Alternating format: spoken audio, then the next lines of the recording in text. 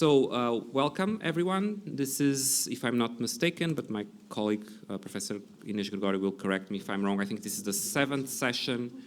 We've had, the 7th year in a row, we've had a breakout session with student papers at the Estoril Political Forum, which was an innovation 7 years ago, and it has worked out very well. And so we have proceeded with this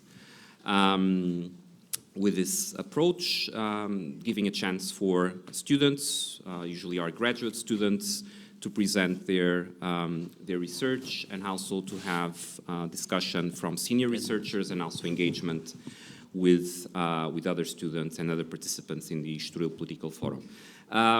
Before I pass the conduction of the session to my colleague Inês Gregório, who will be chairing, just like to emphasize also that this year we actually had a second session, so that's an innovation for this year, also with student papers led by my colleague, head of the PhD program, Professor Mónica Dias, on her research line.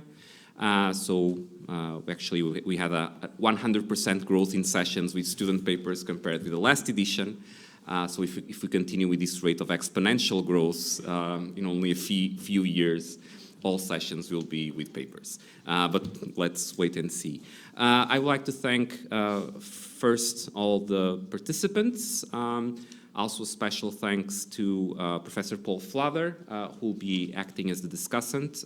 The other discussant who's on the program, Professor Madalena Meyer Rezende, the president of the Portuguese Political Science Association, unfortunately cannot be with us due to health reasons, but Professor Paul Flather will be commenting. So the way we will structure the session, which will be conducted by Inês, who will also present the speakers, is we'll have initial brief presentations by our three speakers of 10 minutes. After each of the presentations, Professor Flather will give a commentary of no more than 5 minutes. And then, because I know everybody will respect their allocated time, we'll still have 15 to 20 minutes at the end for discussion. And there we will aim to take a round of questions and then go back to the panel for final commentary. And then we'll proceed orderly to the garden cocktail and group photo, again, ending on time. So thanks everyone for being here. And Inês, you have the floor. Thank you, and thank you very much for everyone being present here in our 7th session, breakout session of the Research Center. Professor André basically did all the introductory notes, so I will just proceed to present our first speaker, who is Shaima Habab. Shaima is a Moroccan journalist, so she has a background which is a little bit different from the majority of us. And Shaima is our master's student. Actually, she's doing an exchange in our master's program. She's studying in Paris. And before that, she studied communication and information studies, and as I said, she is a journalist, so our paper will be precisely about journalism in Morocco. Shaima, you have 10 minutes. Thank you very much, Ines. Ladies and gentlemen, I'm very honored today to be here in this 30th edition, and especially to present this paper, Morocco Journalism is Not a Crime. First, because I'm a journalist, but also because for me it's a tribute to all my colleagues and friends that are in prison in Morocco. So I will start with the situation in the world. Actually, we know that there is it's a critical moment for investigator journalism, especially with the rise of populism, autocratic governments. So it's a little bit hard for journalists to exerce their work and job. So if you allow me, I will start with a personal experience. I don't know if you know, in Morocco, we have this higher institute of journalism. It's the only one. So I was glad to be there and to have my school studies in journalism. But I remember that the first thing they taught me, it was, I don't know if there is Moroccans here or journalists. Yeah, I don't know if you will know about these famous 3 red lines in Morocco. Everyone know about it. We have it even in the mountains and everything, name of the 3 famous red lines. It's the monarchy, the king, the Islam, the religion, and also the country's territory integrated. Yeah, sorry for my English. So these 3 red lines, when I started at 18 studying journalism, I was shocked, but at the same time, it limited directly my work. So it was like a self-censorship to avoid fines. If you are already a journalist, to avoid like the withdrawal of a journalism card or prison, or at the best case, exile for person who can avoid the prison. So all of these questions may raise some questions in your brains, maybe. What kind of governments we have in Morocco? So for people who doesn't know, in Morocco, we still have a monarchy, we still have a king, but not only a normal king, because the king still monopolize the economic, politic, and of course, religious powers. So this guarantee to the king to consolidate his ultimate supreme authority in the country. And in 2011, we had a big news. We were very glad to hear that we will have a reform of our constitution. But unfortunately, it was not a reform, but rather it was consolidating the power of Makhzen. Makhzen, it's a word that we use usually in Morocco. It means the royal monarchy, by extension, the government. It's the same thing. So when we talk about everything, we talk about monarchy, government, consolidating power, maybe you can think about Thomas Hobbes, the Leviathan. And I can maybe juxtapose our government to Thomas Hobbes, because even if it's modeled on another religion, Islam, it's not the same religion, but I think that it's the same concept. So I just wanted to tell you, because I don't have a lot of time, a brief idea about our legal framework. In Morocco, we have, as I said, the 2011 constitution, but for journalists, we have also, in 2016, we had this new penal and publishing code, and we were really happy to have it, because at least there is one article in this penal, press code. It will eliminate prison for journalists. So all journalists were very glad. At least we will have some expression of freedom of expression. But the problem in Morocco that they are still applying constitution than press code. They don't even apply this press. So when it comes to critical reporting in Morocco, journalists in all Morocco have learned to pay always attention to the authority, either by visiting the websites, their social media, have contacts with the government to say what the government think about you as a journalist, because maybe you can be targeted you also. So it creates a lot of fear as a journalist. You feel that you are not secure. Anytime you can be charged with sexual crimes, because in Morocco, sex outside of the marriage, it's illegal, so they can attack you, abortion, other moral charges. So I just wanted to say that Reporters Without Borders, that is an international press monitor, ranks Morocco in 136 position out of 180 countries. This is a shame, because years before we were in better ranks.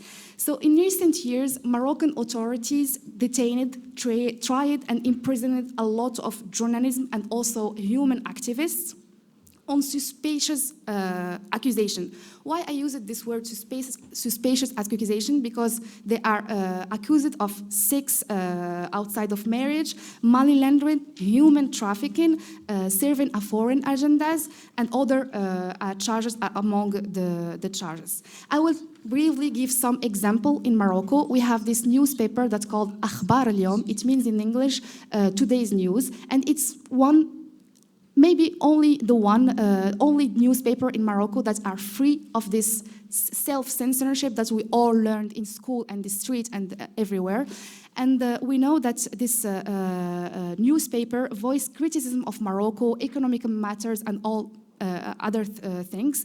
So these last years, 3 of its journalism have been charged with 6 crimes and convicted or detained. I will start with Tawfiq Bouachrin, who is the former president of this newspaper, and he was given 15 years of prison in 2018 for rape and people trafficking. He denied all the charges, but he is still in prison. I will just quote one sentence that he said in front of the the judge the last day. He said, I would be lying if I told you that I am not afraid of prison, but I am even more afraid for the future of freedom in Morocco and freedom of expression. So also, besides Tawfiq Bouachrin, there is the paper former editor, Souleymane Rissouli, who was detained in 2020 and got 5 years in prison for sexual assault. He also denied all the charge, but he is still suffering in the prison. Just to give another example, there is Hajar Rissouni, the same name, because she is the niece of this last person, journalist. She was working in the same newspaper, and she was sentenced to a year in prison in 2019 for having sex before marriage and also abortion. They are both illegal in Morocco. Her and also her fiancé denied all the charges, but she still went to the prison. King, it's the same thing in Morocco. So the king gave her a God mercy because there were a lot of manifestation all over the world. I will give a last example that means a lot for me because, as I said in the first, I have friends in the prison, journalists in prison, and this friend, his name is Omar Radi. If you Google his name, you will find articles all around the world about him because he was an excellent journalist. He won a lot of prizes, awards for his investigations, and now he is suffering also in the prison for 6 years. He will be in the prison since 2021, and the government charged him with undermining territorial integrity, spying by collaborating with foreign intelligence, receiving foreign funding, as well as raping a woman. He denied all the charge, but he is still in the prison. So I just want to talk about a little thing. I don't know, you are a journalist, I don't know if you know Pegasus. Pegasus, it's a logiciel created by an Israeli company called NSO Group. And this logiciel, normally this company sell it just to governments for the security matter. It's a normal logiciel. Amnesty International discovered that this logiciel was deployed in a lot of phones and computers of activists and journalists in Morocco, and they have proof of it. But government didn't listen to this and didn't do anything. I will conclude with a last thing. I just wanted to say that independent journalism in Morocco seems increasingly impossible. Besides the fact that you can be charged with sex and moral crimes, many independent journalism, me also, we feel that we are left with a little choice, either to obey to the famous 3 red lines, Islam, monarchy, and that territorial integrity, or to have heavy repercussions. So I started with Hobbes, I will finish with Hobbes. As he say, the individual should obey the king or choose death. So by presenting today this paper, I choose death because I am here to talk about my government, to talk about my king, about my colleagues in Morocco that are suffering in prison. And I hope that I am talking about this to raise awareness and that you know that there is people suffering just because they express their voices. And I hope that our government will be accountable. Thank you very much.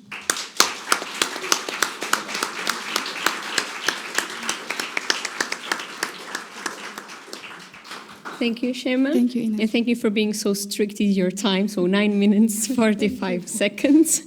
I will now pass the floor to Professor Paul Flather. Professor Paul Flather is a old friend of IEP. I have known Professor Flather since 2008, since I was a BA student here. He was for 17 years Secretary General of the EUROPEM. EUROPEM is a program which you should know about, so please check the IEP website. It's a very interesting program, MA program, where you can study in different universities all over Europe, so please feel free to check it. Professor Paul Flather currently shares several British charities to do with philosophy, resistance, scholarships, Commonwealth studies, and youth work, and we will now comment on Shema's paper. Thank you very much. Can you hear me? Yeah. Thank you very much, Ines, and I'm delighted to be here. Shema, I really enjoyed your paper. You documented a sad story, and I think the personal aspect gave it a kind of extra value.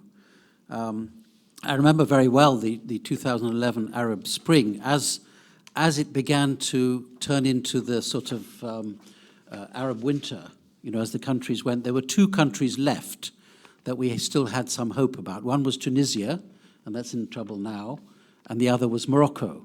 And the Morocco story was interesting because the king intervened and promised a series of reforms, and in a sense he did a deal and said, look, if you don't push the revolution to the extreme, then I will make reforms and I will bring in some democracies. And the fact that your paper is now sharing with us 10 years later, a failure of that, I think is very helpful for us.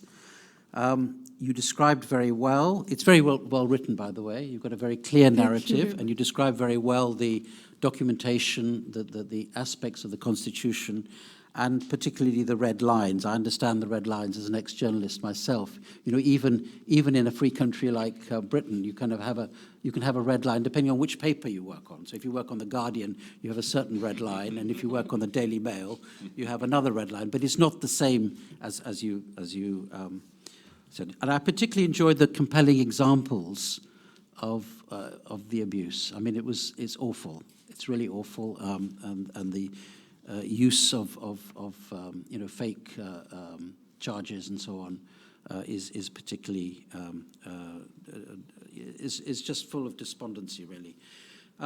So those are fresh. In the paper, now my job is to be a little bit also critical, so bear with me.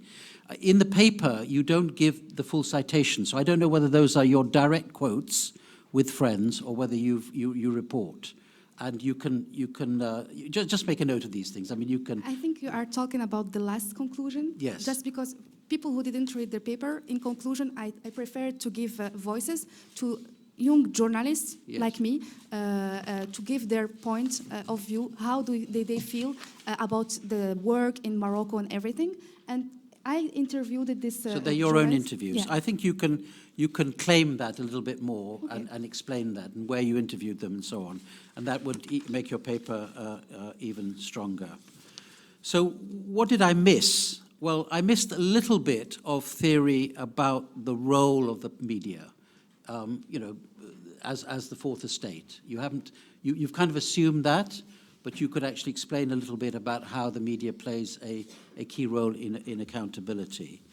I think you could also do a little bit more comparative work with other MENA countries and so on to explain, how the press sits in those countries, and is it worse, is it better? Mm-hmm. And you could look at Pakistan, which is my original country, where the press is actually very free as an Islamic country, but obviously there are a lot of concerns and worries there. I expected a little bit more on the digital controls. You talked about Pegasus, which is a controlling mechanism, but of course a lot of media now is in non-print form. So I think you can probably add a little bit more to that and how that is controlled or not controlled in Morocco. We know that, for example, in China and Russia, it's heavily controlled. What is the situation in Morocco? And that could strengthen your case. And the last point I might make is about Thomas Hobbes. And you use very graphic quotes, and I think it adds to the story. But I think one needs to be a little bit careful because he was writing in the 17th century when there wasn't an alternative structure and a democracy. He's writing in the age of absolutism. And his main point was that you should support the king because if you didn't, there would be chaos because there was no kind of obvious alternative. So he would argue that would provide a degree of security, personal individual security, in a kind of chaotic society, and allow you some degree of protection of property, some degree of protection of individual rights. So it's a slightly more complicated than saying, support the king or die. I mean, yes, there is the quote, but it has to be set into context. And just as interesting for you is his enemy or his rival, Locke. Locke comes up and says, look, in order to have a ruler, you have to have some kind of deal. You have to have some kind of social contract between, not just among the people, but between the people and the ruler. And I think this plays very well, if you agree, into your story, because in fact, there was a deal. In 2011, there was a deal which the king has broken. And I think that would, you can really develop that notion of the broken contract, because he did pledge all kinds of reforms. He was supposed to be, an enlightened monarch. And I think your paper is suggesting that he simply hasn't delivered, and on the contrary, he's going in the wrong direction. Thank you, Professor Flather. We will now proceed to our second speaker, Magda. Magda Revallo is a PhD student at the Institute. I was saying that Shema is a bit of our main fields, but actually Magda is a medical doctor, so we have a very diverse panel here. So Magda is a medical doctor, and she's currently the Global Managing Doctor for Women in Global Health, as well as the Vice Chair of the Ethics and the Governance Committee of the Global Fund to Fight AIDS, Tuberculosis, and Malaria. And she's also a member of the World Health Organization Global Experts Panel on Health, and she was the High Commissioner for COVID-19 in the Office of the President, as well as Minister of Public Health. And I think because of that, her paper will be precisely about COVID-19 and the challenges COVID-19 may pose. Magda, you have 10 minutes. Thank you. Good afternoon. Thank you, Chair Lady, for giving me the floor. Dear students, invited guests. Can you hear me? No? Okay. I'm grateful for the opportunity to present at this important gathering that is the 30th Historial Political Forum. I would like to thank the IEP Director, Professor Jean-Carlos Espada, Professor Monica Diaz, the head of the PhD program, as well Dr. André Azevedo Neves, and the scientific coordinator of the Centro de Investigação, the IEP, and the leadership of the Research Center for accepting my paper under the theme Confronting the Authoritarian Challenge Was the COVID-19 Pandemic an Enabler of Authoritarianism? I will start by quoting David Cameron, the director of the Macmillan Center's program in European Union Studies, who said in a webinar he moderated, "The COVID-19 pandemic has given rise to the increased assertion of authority by political executives, resulting in an erosion and weakening of democratic norms and practices in some states, while reinforcing and strengthening reliance on authoritarianism in others." End of quotes. My talk is based on a literature review to explore the link between authoritarianism and the COVID-19 pandemic. More specifically, I had two objectives. I wanted to explore, to assess the extent to which the COVID-19 pandemic contributed to the rise and expansion of authoritarian regimes, and to review the ways in which the COVID pandemic amplified authoritarian forms of politics. As you are all aware, the COVID pandemic erupted and disrupted. Democratic backsliding has been well underway for over a decade when COVID was first announced end of December 2019. More recently, authoritarian rulers have established themselves in every region of the world. In 2021 alone, over 60 countries registered declines in global freedom with proliferation of autocratic systems. In 2020, freedom in the world dropped by 45 points, the most significant decline in 15 years. In 2020, the year when COVID disrupted the world, almost every country in the world has adopted and enforced emergency measures to limit the spread of the COVID-19 pandemic, raising serious concerns over increasing and expanding authoritarian rules. 36 of the 57 countries that registered moderate violations and 30 of the 44 countries that recorded major violations of democratic rules during the pandemic were autocratic regimes. Even established liberal democracies had to restrict individual freedoms. The COVID-19 pandemic challenged political systems and created competitive dynamics between democracies and autocracies. Some autocratic regimes have been considered by some observers as more efficient than democratic regimes in responding to the pandemic due to their fast decision-making process and ability to impose restrictions on freedom and liberties as a response to the pandemic, quarantines, isolation, social distancing, lockdowns, etc. While other authors found no correlation between authoritarian regimes or practices and better public health indicators in response to the COVID-19 pandemic. I will briefly refer to the outbreak of a new acute respiratory disease caused by the novel coronavirus, which was reported on the 31st December 2019 in Wuhan, a city in the Hubei province of China. By the 30th of January 2020, the Director General of WHO declared the outbreak a public health emergency of international concern under the international health regulations. Given the speed and the scale of its expansion, WHO on March 11, 2020, declared the novel coronavirus outbreak a pandemic. At this stage, and within 2 weeks, the number of cases outside China had increased 13-fold, and the number of countries with cases had increased 3-fold. As of June 22 of this year, the pandemic had caused over 500 million cases worldwide, including 6.32 million deaths. These figures are, as you know, underestimated, as testing for the disease was not widely available around the world. The pandemic caused 3.5% reduction on the global gross domestic product, GDP, the largest and deepest contraction in the global economy in history.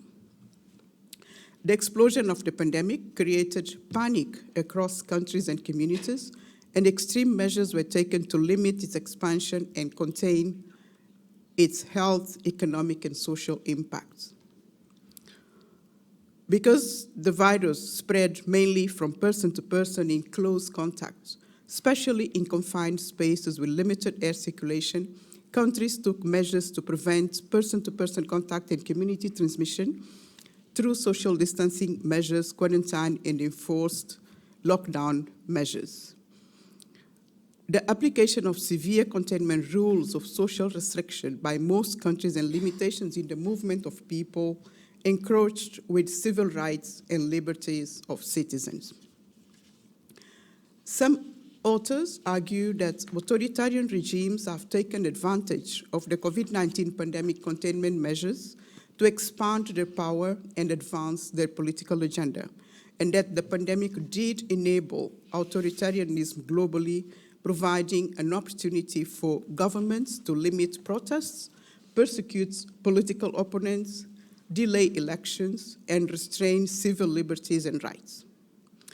Freedom in the World report of 2022 describes the global expansion of authoritarianism around the world, highlighting the decline in global freedom for 16 consecutive years and an increase in the proportion of people living in not free countries, the highest since 1997. I want you to see this. I will show you just two maps that show how the rise of authoritarianism has been spread around the world. So quickly getting into that.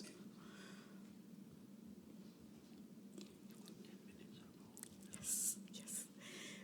Of course, there are challenges in defining and categorizing what constitutes violation of democratic rules during a pandemic to enable distinction between governments which were responding in crisis management mode from those in overt autocratic response. Several authors actually discussed this. Admittedly, the difficulty in establishing which measures were strictly required to control the pandemic, further compounded by the uncertainties and limited information available, led to some chaotic government responses to contain the crisis. During the pandemic, authoritarian regimes, which in general are over-reliant on coercion, exercised over-centralized and non-transparent decision-making on epidemiological data, economy and security measures, over-deployed police forces, and militarized the pandemic response. Civil and political freedoms, including freedom of expression, were restricted and protesters were cracked down. In Europe, most European Union member states adopted emergency measures and declared state of emergency as per the Constitution where possible, or used other forms of emergency legislation which drastically limited individuals' freedom of movement, expression, and assembly. In most European countries, the decision to declare a state of emergency was consensual between the ruling government and the opposition. In other member states, however, tensions did arise. Hungary and Poland were widely cited by the measures they adopted. In the case of Hungary, the EU ruled as incompatible with European values the decision to prolong the state of emergency indefinitely, to authorize ruling by decree without time limits, and to weaken the emergency oversight role of Parliament. Poland changed the electoral code against the judgment of the Constitutional Tribunal and legal provisions to hold elections in the middle of the pandemic. The COVID pandemic contributed to the rise and expansion of authoritarian regimes in several ways. I will mention only 5 of them. The first way they used the pandemic to expand the power was through making constitutional amendments.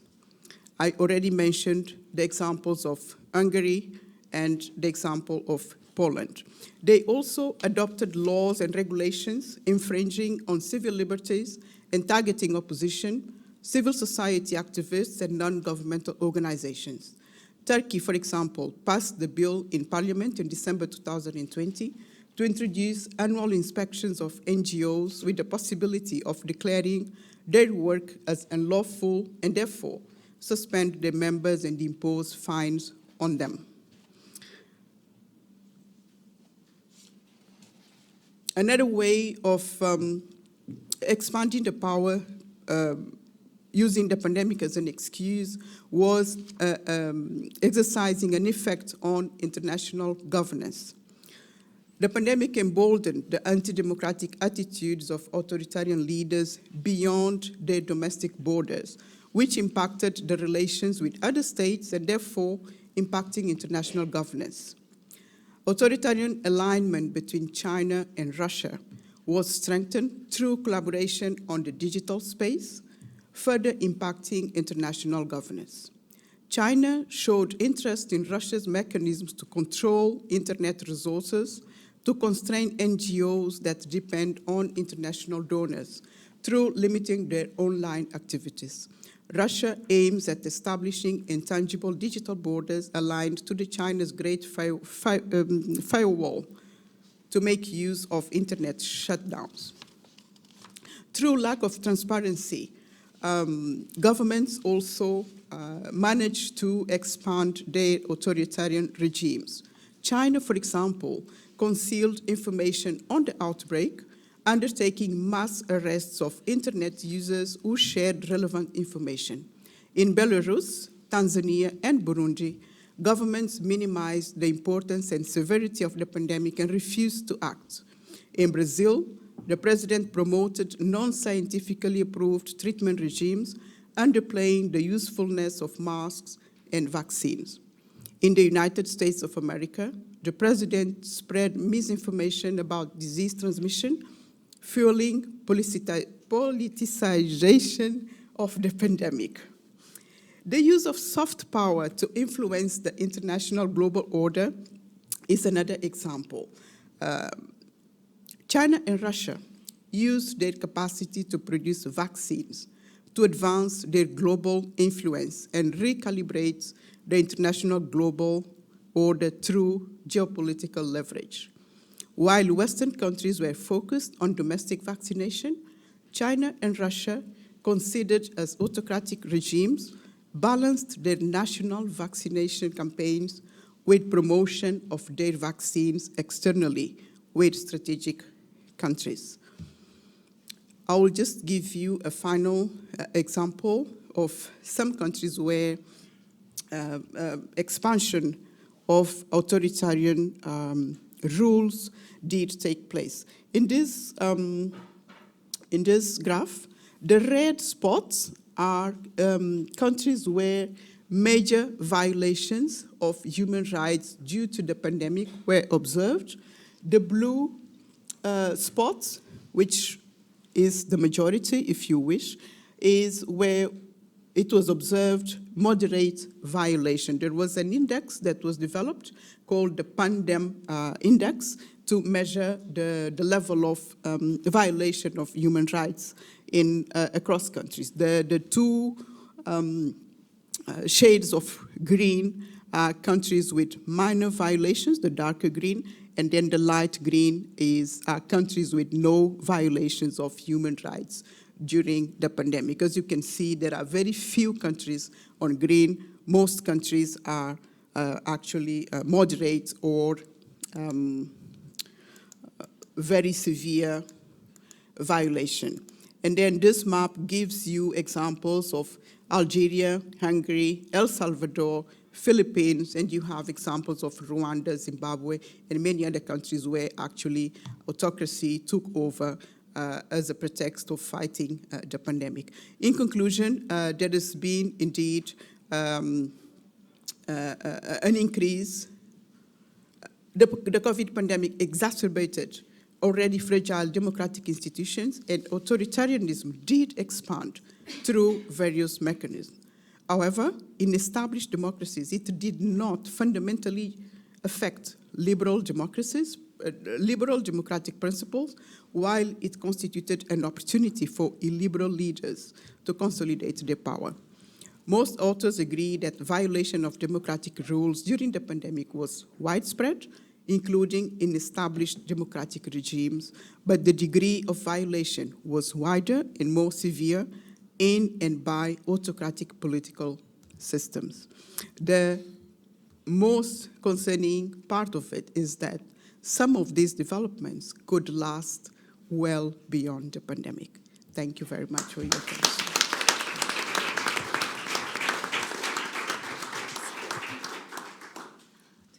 Right. Well, thank you very much, Magda. You've picked on a very important, and as you show with all your references, a very current topic, because all the references are right up to date. And given where you've been working and so on, you've obviously had access to all the important material. You outline the general democratic backsliding, and you identify how almost every country took emergency measures.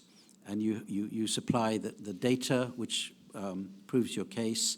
And as I read your paper, I kept thinking, well, here's a problem, but then when I turned the page, you were trying to solve the problem, which is not easy, because you had a lot of definitions to deal with, as you acknowledge.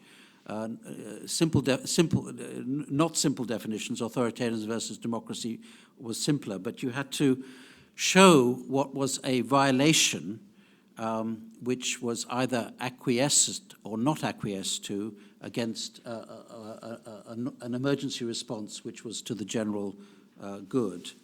And I thought that, in the end, with your data roundup, I think you did produce a compelling conclusion.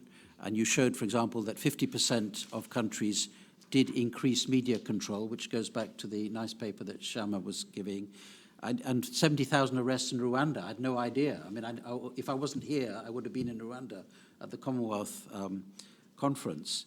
And you gave a number of examples, and you talked a bit about vaccine diplomacy. So, congratulations. I think your conclusions were fair.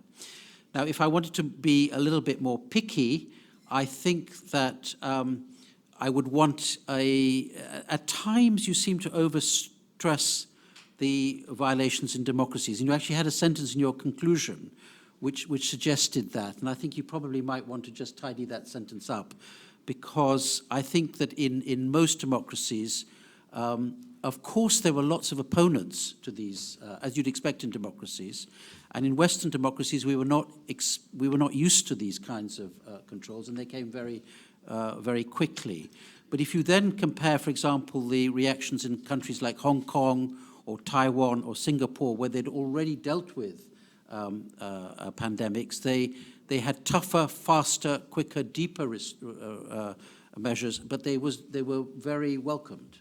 So I think there's a sort of, what I'm going to suggest is there's a sort of cultural factor that we need to play into, as ever with democracy. Now, even in authoritarian regimes, probably one could argue that lots of these additional violations were acceptable. But the key, as you showed in your nice list of indicators, was, were they disproportionate? Were they discriminatory? Were they targeted at certain people, including opponents or media critics? And most of all, were they extended before what would be legitimate?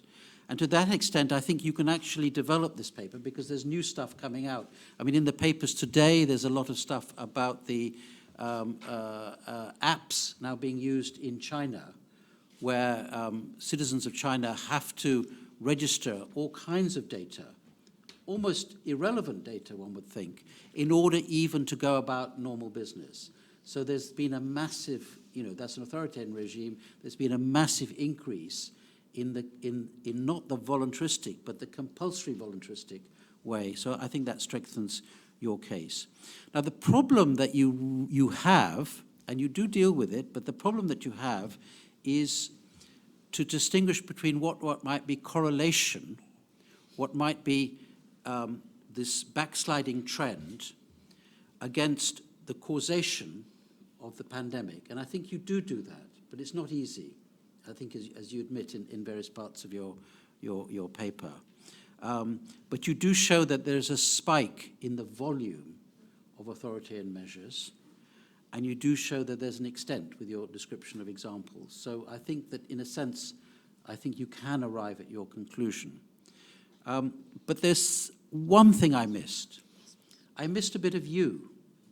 And actually, you helped answer the question, because you said it was based on a literature review. But there were times when you made conclusions simply by citing a report or a review. And I didn't get whether you fully agreed with it, fully liked the methodology, fully settled, because there's always problems, there's always issues. And so I would, in a sense, think that when you develop your work, which I'm sure you will do, or expand it, you might want to revisit that and come up with a little bit more of your own view on the evidence, and your own evidence, because you work in the field. Thank you, Professor Flather. We will now pass to the third and last speaker of this afternoon, Olena Kolodi. Olena is our PhD student at the Institute as well, where she did also her master's in political science and international relations, and where she developed a dissertation entitled Russian Policy for China, Its Evolution in the Context of Strategic Reorientation Towards the Asia-Pacific Region. Olena also worked in the Embassy of Portugal in Ottawa, Canada, and the Embassy of Portugal in Russia. Olena, the floor is yours. You have 10 minutes. Good afternoon. I would like to express my gratitude to IEP for organizing Studial Political Forum. Special thanks to CF for selecting my paper. My paper is titled The Evolution of Political Role of the Russian Orthodox Church from 1991 until 2021. The methodology used is mainly qualitative, consisting of documents by the Russian Federation, the Russian Orthodox Church, academic and news articles. The paper is divided in 3 main subjects. The first section concerns the political role of the Russian Orthodox Church in promoting the spiritual renewal of Russia and the moral development of the society. In order to better understand it, it is relevant to present the historical background. In the aftermath of the October Revolution, special propaganda units were formed and Christian intellectuals were persecuted. Religion was considered a false consciousness that prevented the workers from making the revolution that aimed technological and scientific progress. Soviet communism was interpreted as a project deeply invested in viewing its own ideology as scientific, rejecting not proven facts as the religious. The intellectuals campaigning against communist rule found common ground with religious believers in demanding freedom of speech, freedom of assembly, and freedom of religion. In 1991, the Soviet Union was dissolved. Soon after that, Russia longed to bring about systemic change to Western-type liberal democracy and market economy with the help of Western political support and large-scale economic and technological assistance. However, Western assistance proved to be inadequate to deal with the post-Soviet challenges, leaving Russia humiliated and immersed in an ideological void. It was in the process of restoring the status and role of independent great power that Putin appeared in the political arena. During this period, Russian government embraced free Soviet themes, blending Tsarist glories with selected elements of the Soviet Union. The foreign policy was oriented to regain Russia's place in the world, defending a multipolar system where Russia is one of the influential poles. Moscow proceeded to follow a more balanced policy towards the West and the East, portraying itself as a Eurasian civilization, according to Alexander Dugin. The conception of Russian Federation as a distinctive civilization implied the definition of a distinctive set of values in opposition to the West. In the role of the Secretary of National Security Council, Vladimir Putin influenced the formulation of the new security concept. It's a policy roadmap. It acts as a policy roadmap. The document approved in 1999 was built around completely new ideas. For instance, the safeguarding of national security of the Russian Federation should include the spiritual renewal of Russia and that the state should encourage the spiritual and moral development of society. According to Vladimir Putin, Russian traditional values should correspond to Russian Orthodox values, as the efficiency of Russian modernization depends on the revival of tradition, which is identified with the Orthodox religion. In 2011, the World Russian People's Council issued the basic values, the fundament of national unity. So I would like to highlight some of the examples of the Russian traditional values: patriotism, freedom limited by moral obligation, readiness for self-sacrifice, culture and national tradition, and devotion to homeland and the nation. Russian traditional values have found their place also in the agenda of Russian Parliament. For instance, in 2012, a federal law prohibiting LGBT propaganda was approved. This law has been found to violate international law principles of freedom of opinion and expression, as well as principles of equal treatment. For the conservative positioning, Kremlin and the Orthodox Church have different motives. For Kremlin, it was an opportunistic political move, an attempt to marginalize a liberal constituency in Russia and to build up defenses against the increasingly critical West. The Patriarch of Moscow supports the legitimacy of Putin's regime and recognizes the existing state order, which in return allows the Patriarch to extend its influence on society through the defense of traditional values. The Church not only supports Kremlin ideological offense abroad, but also played an important role in the militarization of Russian society. For example, nuclear missiles were perceived by the Russian Orthodox Church as means of protection and salvation. In this situation, we can clearly see the Russian Orthodox Church is a hybrid church. On one hand, it is a religious institution, on the other is a political tool. Completely different from the Catholic Church that is against the war and the use of mass destruction weapons. Russia and Ukrainian Orthodox churches. According to the Patriarch Kirill I, the Russian world, Ruski Mir, is a community based on the Orthodox faith and the Russian culture and language, as well as a common historical memory and a model of socio-economical development. In the other words, Ruski Mir is the Russian sphere of cultural influence whose borders correspond to post-Soviet territory. It is the case of Georgia, Moldova, Ukraine. And what is the importance of Ukraine for the Russian Orthodox Church?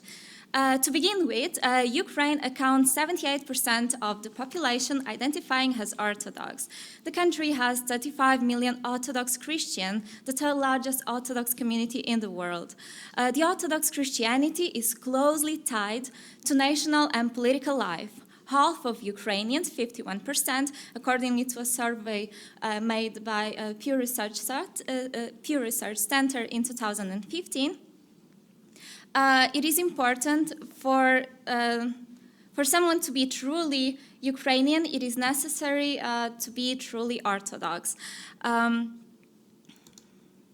In January of 2019, the Metropolitan of Kiev, Epiphanius I, received Thomas from the Ecumenical Patriarchate of Constantinople. The document granted autocephalous status to the Orthodox Church of Ukraine. For Ukrainians, that meant the country was moving towards a greater independence from Russia, not only in clerical, but also in political matters. With the schism, Russian Orthodox Church is said to gradually lose territory, believers, and a huge amount of symbolic power. Conclusion. In the predominantly Orthodox societies, the Church is traditionally regarded as the bearer of national identity and the guardian of national consciousness largely than the state. Rhetorically, the Patriarch and the President share common ideas and values, most notably regarding patriotism, but each side serves the interest and the agenda of their respective institutions. Although operating on a cooperative basis, the Church is not a mere tool for state policy. The ecclesiastical conflict caused by the split of Ukrainian and Russian Church is a part of a wider history of political tensions between the Russia's geopolitical ambition in the region, in the post-Soviet sphere, and the Ukraine's resistance to them.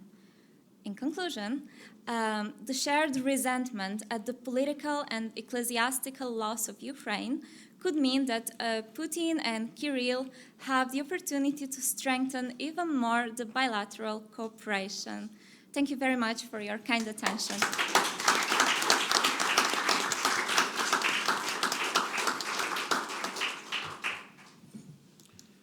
Okay, Olena, thank you very much for, can you hear me? Yeah.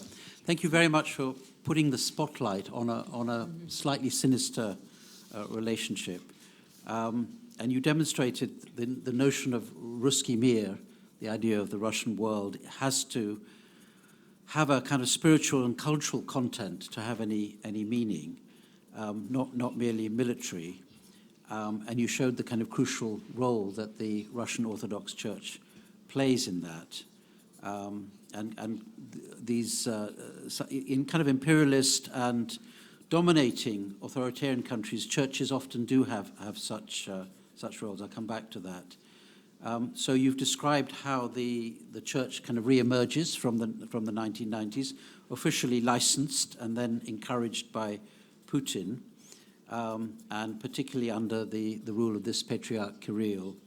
And I like the way that you demonstrated your argument with the statements and speeches and documents which you carefully presented to us, and you showed how they could work to mutual benefit, Putin and Kirill, the church and the state. So the church somehow legitimizes Putin's policies, for example, on Syria you mentioned, on nuclear weapons you mentioned, on Russian expansionism you mentioned. And in return, what does it get? Well, it gets obviously security in what must be called a mafia state. It gets some influence. It doesn't seem to get a lot of money, but you're a little bit ambiguous on that. You could maybe clarify that. Maybe the rebuilding of churches. And there's one very big special one in the center of Moscow which I visited, which has just been completely rebuilt. It looks horrible and ugly, but it's exactly as it was before it was destroyed by the communists. It reminds me a little bit, the Dutch Reformed Church in South Africa used to justify apartheid. You might want a little bit of, I always encourage all of you three in your lovely papers to have a bit of comparative stuff, because it strengthens your argument. So the Dutch Reformed Church justified apartheid. To my knowledge, they haven't properly apologized for that. Popes used to justify, kingly invasions and occupations. Pius XII, was it, who didn't ever fully apologize for, covering up Hitler's excesses on the Holocaust. So you've got some background material there, but you tell the story well, and it's one that we should know about. So what more could you do to kind of enhance it? Well, I thought you could perhaps explore a little bit more your stuff about the contestation between conservative values and liberal values. Some of these conservative values are the same values that we have in some parts of the West. So they're not just Russian values. They can't just be owned by Russia. That's slightly complicating your story. But you use the LGBTQ example to try and show the distinction. It's a start, but it's a complicating story. I like your notion that Kirill should be regarded as a kind of minister in Putin's government. I think that's very, very good. And you talk about a hybrid relationship. I don't think you explore that enough. We need to know more what you mean by that. Now, the Ukraine-Russia church split, which happens after the Crimea War, you describe very well, but I don't feel you quite integrated into your story, because I'm not sure, Kirill must be very angry about that, because he loses, a huge chunk of support, and, he can't have any influence on Putin. And yet at the end you say, it's possible that they might have a closer relationship. So again, I think there's a little bit more work that you can do to explain the steps in your argument, but I think it's very interesting. What is the impact of that? Thank you for introducing me to a new word, autocephalous. Autocephalous means the granting of autonomy to a body. So the Ukraine church, and it's very important, as you say, to the idea of nationhood of Ukraine. The Ukraine Orthodox Church is given permission to break with the Russian Orthodox Church. It's given the right to be autocephalous. That means to run itself. So I think we should all take that word to bed with us.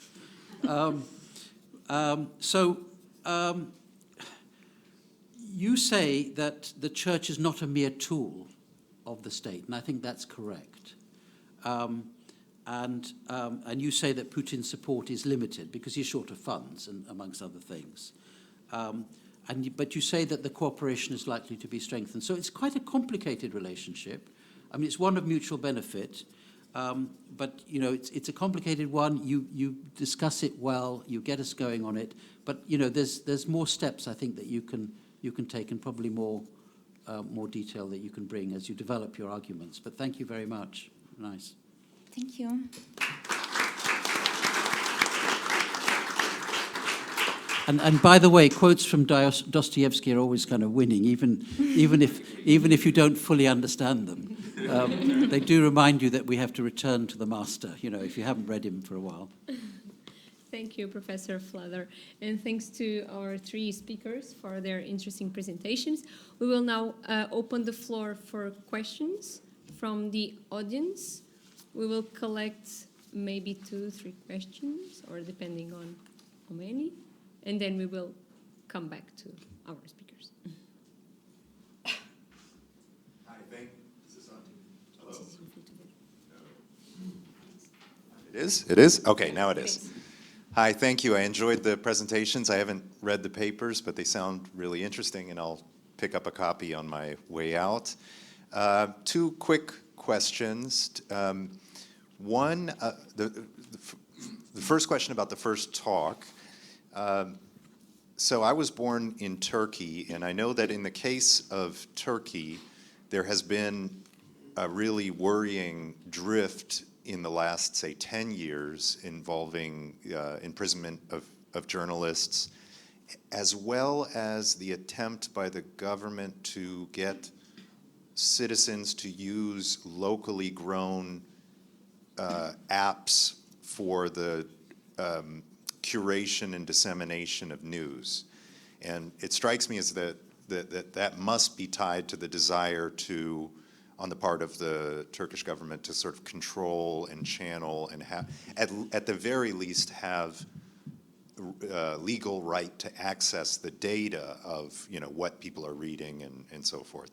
So I wonder if the Turkish case might be useful to, as a contrast example. And then briefly on the Orthodox Church example, I wonder, I haven't read the paper, but I wonder what the example or the scandal from a few years ago, what we can learn from the scandal of a few years ago about Kirill and the $40,000 watch. So there was this scandal, it came out in the Western media anyway, that there was a photograph of Kirill with a very expensive watch, like a $40,000 watch, which was then disappeared, and he didn't have the watch anymore, and the photo didn't have the watch anymore. And it's sort of, does that tell us, is there any symbolic significance in this? I mean, how do we read this kind of, you know, what lessons can we draw from that episode? Do Russians really see the Orthodox Church as genuinely representing values that are alternative to materialism and sort of power politics? Is it really seen, say, by Putin as a source of mystical pride, or is it something more sort of cynical in nature? Okay, thanks.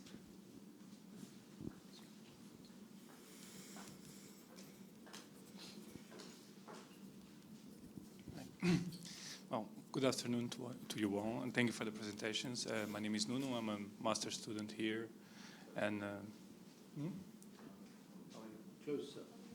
sorry. Also, journalist taking a short break after 14 years of well, a wonderful and horrendous life in journalism. I understand this is a very personal, of course, very close work relating the conditions of journalists in Morocco. I would just maybe make a suggestion, because you explained very well how the government and the monarchy controls the journalists, the penalties, of course, and why they accept their fate because they have no option to. It's either that or very severe punishment, as you can see in many other countries. In Mexico, for example, it's not properly the government, although maybe also so one of the countries where more journalists are killed every year. I believe that until May was 11 journalists that were killed. But maybe if it could be useful to explore not only the overt control and the consequences and what the monarchy wants, or any kind of government actually, by punishing journalists and creating these kinds of laws, but also what is the more covert type of control, and what a government achieves by controlling the media in their countries. I can speak, of course, very different, but from experience here in Portugal, there's, in very broad terms, when each government is in power, for example, the socialists tend to expand newsrooms and give more financing in very different ways, putting their own people, so to say, inside to write good things about the government. On the other side, on the right side, the Social Democrats, for example, they take the opposite way, and they basically cut financing and try to reduce the number of people in the newsrooms so that they don't have the means. But at the end, although there are very different approaches, the result is the same. They are able to control and expand, or at least apply their project of control and of power. Maybe that could be an idea. I don't know. Thank you. Thank you. I'm not sure if there is any last final question. No? Okay. If not, I don't know if Professor Flutter wants to make a final comment. No, I think. No. So I think we'll follow now the reverse order. So maybe, Alina, can we start with you? So we have 2 minutes for each speaker.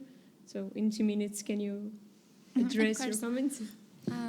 I would like to thank Professor for his remarks. It helped me a lot to understand where can I improve my paper. Thank you very much. Regarding the... Oh, sorry. Taking in consideration the symbolic aspect my colleague just mentioned regarding the Kirill's $40,000 watch, I would like to comment that Russian Orthodox are characterized by believing without belonging. I quote an article with this title in my paper. Russian Orthodox believers, they do not often go to the church. In the same article, there is a very interesting argument that the Russian oligarchs are quite generous with the Orthodox Church because they help build and rebuild churches and monasteries. And also the Orthodox priests, they are not, well, usually they are not so modest. So it's not so strange to see the head of the Russian Orthodox Church like using some luxury items. However, the former Patriarch Alexei I, he was very modest and humble. So it's a characteristic of Kirill's personality, I believe. Thank you. Elena? Yes. I'm Donna Orwin, and I study Russian literature. I just want to recommend the story by Chekhov called The Bishop. I recommend the story by Chekhov called The Bishop. I think it makes the clergy is supposed to be grand, and this is a story about a humble man who well, I don't want to tell you what it's about, but it makes the point about the grandeur of the church and the problem of the humility in Christianity, in Russian Christianity, both of them. Thank you very much for your suggestion. Thank you. Magda? Sorry. Before Magda speaks, can I ask Magda a question? Because I don't think there was one direct to you. Can we learn anything from how we responded to previous pandemics? I mean, I think of the Spanish flu. You could think of the Black Death, but that's going back a long way. But is there any way to contextualize this, your work on losing liberal rights compared to previous ones, and how different countries reacted? I think there are several lessons to be learned, and any new pandemic will not find us the same. For example, monkeypox is increasing, and WHO is sending alerts to say, let's watch this. It could become a big problem, and we don't have enough vaccines for everyone. I think civil rights, liberties, and freedom of association and speech, etc., the digital, the use of social media, fake news and all that definitely were one of the important marks of this pandemic. The world will never be the same again, and I think populations around the world have learned also to organize against authoritarian regimes. The worry is that with the democratic backsliding, it's highly likely that if we have a new disease that will require the kind of measures that were taken for COVID-19, we may well go back to similar situations, and with the degree of consciousness among populations, we may see riots and difficult situations in some countries. Yes, I guess so. Thank you, Magda. Shema? Thank you very much for your questions, and also thank you, Professor, for your remarks. I will try to answer your question and also your remark at the same time about digital newspapers. So about your question, Turkey applied like apps and different things, and in Morocco we have this digital newspaper. Now we have a lot of them, but almost all of them, I would say, that are controlled by the government, because digital media means money, means advertising. And if you want advertising, government will give you, and companies will also give you, that belong to the government and the monarchy. And this is answer your question. Your question was why, as you said, to control. Investigator in Morocco, journalists talk a lot about the monarchy, money, richesse. The monarchy wealth, thank you very much, you have me. Monarchy wealth, and also about these huge companies in Morocco. And if you search a little bit, you will find that they belong to the king as owner, and there are different companies control a lot of products, fuel, and different fields. So to control and stay in the position of a king and also commander of the faith and commander of the people, because our king claims that he is a descendant of the prophet. So to maintain these three roles in the country, he should control people, and to control people, they give them controlled media, digital controlled media. As in Turkey, we know that there is a lot of stories that people suffered in the prison in Turkey. So it's the same stories in different countries. Thank you very much for everything. Thank you, Shema. And before we just close our session, I would like to pass the floor again to Professor Andre to make the final remarks. Thank you very much, Inês. I'd like to thank everyone for being here and participating in this session. Also remind you that we'll have the garden cocktail and the group photo, so make sure you get a good location for the photo so that you appear in a prominent position and you choose carefully who's next to you, because it will be an enduring memory for years to come. I'd like to thank Inês for the very good management of the session, which allows us not just to start on time, but to end on time. Thank Professor Flather, our dear colleague, for the very thoughtful comments. And last but certainly not least, thank our three speakers with diverse approaches and diverse backgrounds, which I think were the key to the success of this session. Thank you very much.